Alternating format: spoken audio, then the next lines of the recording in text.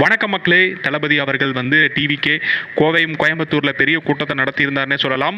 வழிநெடுக road சைடில் எல்லாமே பயங்கரமான கூட்டம்னே சொல்லலாம். பயங்கரமான கூட்ட நெரிசல் ஏற்பட்டுச்சு. இத்தனைக்கும் 2026 சட்டமன்ற தேர்தலில் நாம தான் வெற்றி நிச்சயம் அப்படிங்கிற மாதிரி வென்று காட்டுவோங்கிறத நீங்கள் எனக்கு வெளிப்படுத்தினீங்க. அந்த உங்களுடைய அன்புக்கும் உங்களுடைய வேண்டுகோளுக்கும் ரொம்ப நன்றி. ஆனால் சில விஷயங்களை நான் கட்டளைகளாக சொல்கிறேன். சிறுசக்கர வாகனங்களில் வந்து என்னை ஃபாலோ பண்ணி வந்தது வந்து தலைக்கவசம் இல்லாமல் பண்ணது, வாகனத்தின் மீது ஏறினது, அதெல்லாம் கொஞ்சம் எனக்கு கவலையை தெரிவிக்குது. நான் மனசு விட்டு பர்சனலாக சில விஷயங்களை நான் பேசணும்னு விரும்புகிறேன். ஏன்னா வந்து நீங்கள் ஆம்புலன்ஸ் வந்த உடனே கூட நீங்கள் அதை வெளியே விட்டீங்க அந்த கூட்டத்தை அத்தனை பேத்துக்கு மத்தியிலையும். இது நம்மளுடைய அன்பை வந்து வெளிப்படுத்துது. அது ரொம்ப ரொம்ப சந்தோஷமாக இருக்குது. ஆனால் வாகனத்தின் மேலே ஏறினது வந்து எனக்கு கொஞ்சம் மனசை வருத்துதுன்னே சொல்லலாம்.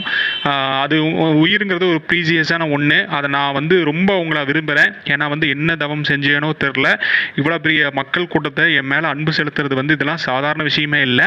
இருந்தாலும் அன்பாக நான் ஒரு அட்வைஸை சொல்கிறேன். என்னன்னா வந்து நம்முடைய அரசியலில் கடமை, கண்ணியம், கட்டுப்பாடு கண்டிப்பு இருக்கணும். செல்ஃப் டிசிப்ளின் ரொம்ப ரொம்ப இம்பார்ட்டன்ட். சமரசமற்ற ஒரு இதாக இருக்கணும். இருந்தாலும் இன்னும் வரும் கூட்டங்களில் வந்து இந்த மாதிரியான தவறுகளை நீங்கள் செய்யக்கூடாது. அப்படி ஏதோ கூட்டத்தில் உங்களுக்கு ஏதோ ஆச்சுன்னா நான் என்ன சொல்கிறது? ஏன்னா வந்து அது ஒவ்வொரு உயிருங்கிறது ஒவ்வொரு உயிரும் ரொம்ப ப்ரீசியஸான ஒன்று. உங்களுக்காக ஃபேமிலின்னு இருக்குது. என் மீது நீங்கள் அன்பு செலுத்துறீங்க. அது ரொம்ப மகிழ்ச்சி, அளவற்ற மகிழ்ச்சி. இனி வரும் நான் நிறைய கூட்டங்களில் நிறைய இடங்களில் நான் கலந்துக்க வேண்டிய சுச்சுவேஷன் இருக்கும்.